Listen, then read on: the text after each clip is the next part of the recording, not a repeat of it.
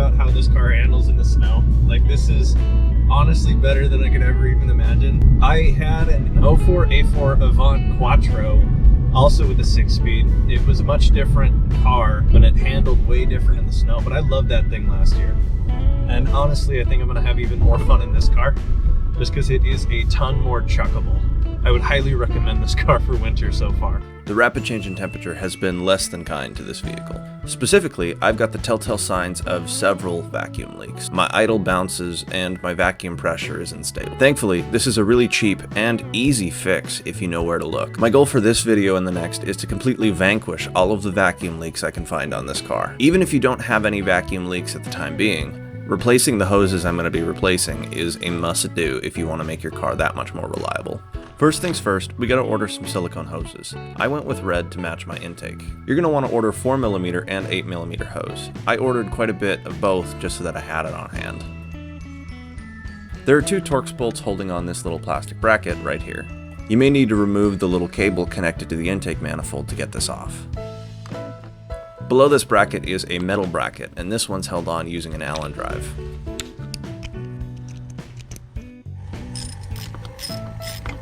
This thing is slid into a lip in the dipstick holder. This is a really brittle piece of plastic, so you want to be really careful when removing this part. This bracket has a sensor on the bottom which is connected to a braided hose, the one we're replacing, and one that goes directly to the N249 system.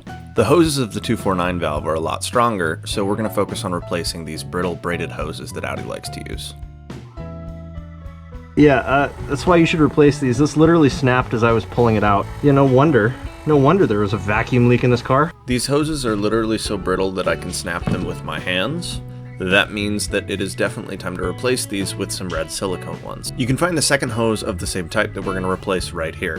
Mine's going to look a little bit different because I've got a boost gauge which is connected with this clear tube. You can ignore that part. Removing the top is really simple.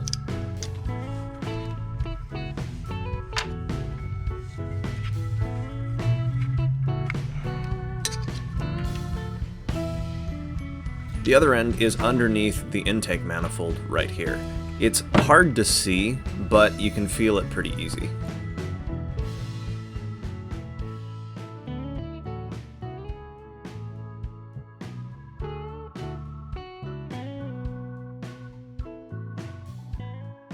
Just like the last hose, as I was removing this one, it literally snapped. Vacuum leaks affect performance, so this is a really important upgrade. If you don't know what a vacuum leak is, here is a really good analogy. Say you're drinking some liquid out of a straw.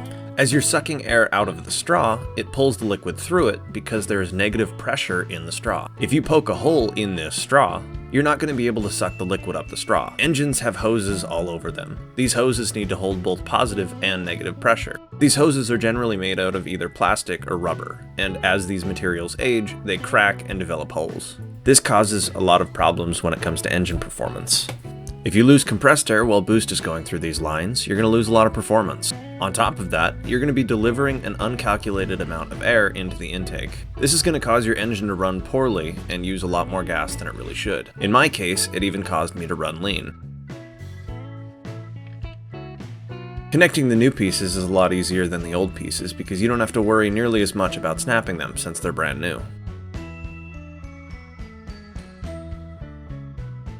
I really like the look of the red on this system, and I think I'm going to go through and replace nearly all of the hoses with the same color. Reinstalling is really straightforward. You simply reconnect all the hoses back where you took them off. The red one should slide on a lot easier than the plastic ones used to. I happened to run out of black zip ties, and I thought it would be funny to use the green ones I had laying around because now we have a Christmas engine bay. I'm going to be taking these off later when the season's passed.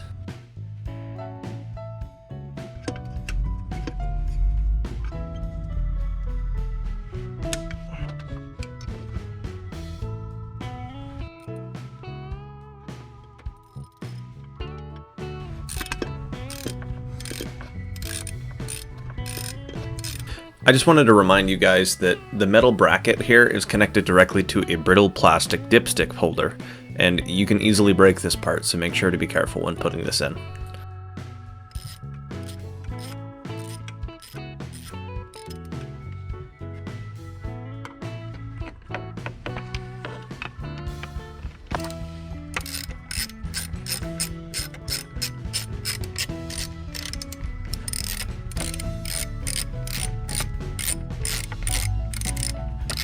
Now that we're all buttoned up, we can clean up the excess of the zip ties.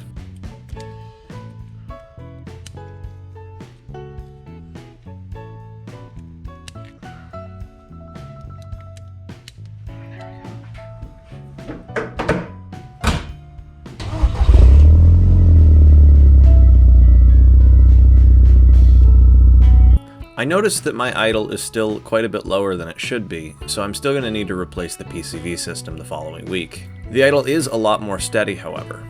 There's no chance that I've eliminated all the vacuum leaks already, but there's a high chance that I've eliminated some of the worst ones since those pipes were literally crumbling in my hands.